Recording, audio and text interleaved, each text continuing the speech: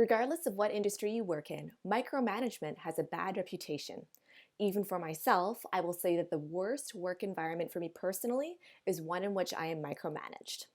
The strange thing is, I have actually had a few people over the years while working in production and animation who have told me that they actually don't mind or even prefer being micromanaged.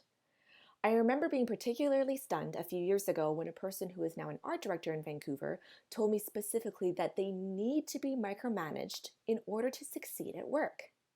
I get this feeling that a lot of us complain about it, but we don't actually know what micromanagement means or looks like in full. Fortunately, this chart from Radical Candor by Kim Scott lays it all out for us.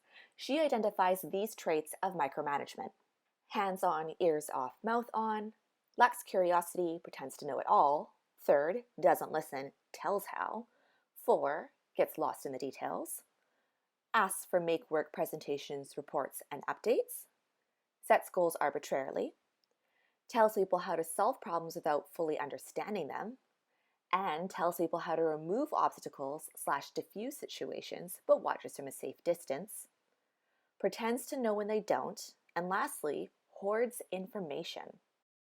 We can see some common themes with Scott's table: not listening, pretending to know it all, and not collaborating. Going back to my example earlier of the art director, I wonder if their self-confessed need for micromanagement was actually symptomatic of something else. They didn't need to be micromanaged, what they needed was to be set up for success.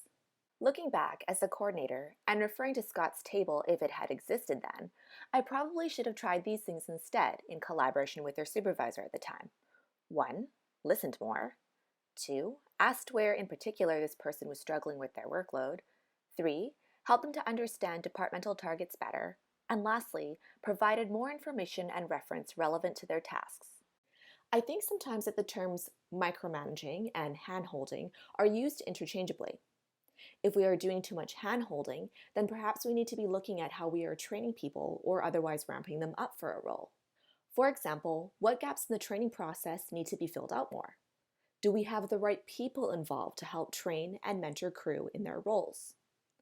In the case of micromanagement, I think that the more work we put in up front, prevention, being proactive, and proper training, will help avoid micromanagement down the line.